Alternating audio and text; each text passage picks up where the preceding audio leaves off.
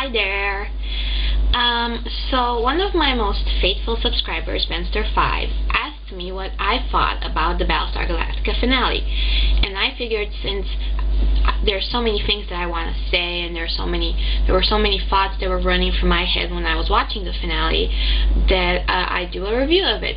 And I figure it's been a week since the finale was on TV, so maybe we've had a little time to process the information and kind of make up our minds about the Battlestar Galactica finale, so this is my review of it.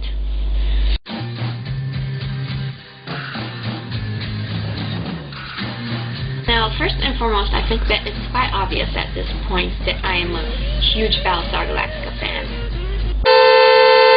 So in that regard, I think that the finale is not as good as it could have been, but it's still pretty good, better than 90% of what we see today on television. Or parts of it that pretty much felt like fan service, like maybe this wasn't what they initially wanted to say, but they figured, since the series is ending, we might as well shove this in there just so we can make the fans happy. Now, just because I started with something somewhat negative to say about the Battlestar Galactica finale doesn't mean that I didn't like it. I liked it very much. One of the things that I liked about it is that within the first half hour, we already have our big space battle. And Battlestar Galactica, this new saga, this new vision, started with space battles and it ended with a space battle. And the one thing that I missed in Season 4, not to say that I didn't like the moral ambiguity and complex issues and all that, but we didn't have any space battles, and this one was like the equivalent of makeup sex, because it was chaotic, it was rough, and it involved deep penetration by the Battlestar Galactica within the Cylon hub.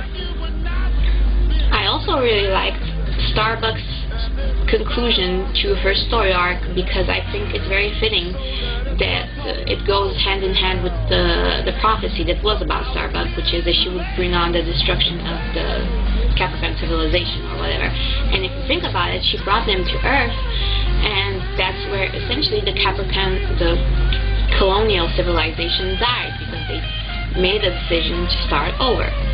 Now, regarding her disappearance, because I think that's a sore point with a lot of fans, they feel cheated of an explanation, and they don't really accept the idea that she was an angel or that she was some kind of godsend. Now, I don't necessarily have a problem with that explanation. I wouldn't have a problem if Ronald D. Moore came out and said, yes, I want Starbuck to be an angel or whatever. But I have my own little theory, and I'm not going to get into it because I feel that would add an extra 5 minutes to this already very long review. So I think I'm just going to put it here, and hopefully people will read it and will give their feedback on it. Now, I don't want to say that Edward J. Olmos and Mary McDonnell were brilliant in their roles, because obviously they were. They are always brilliant.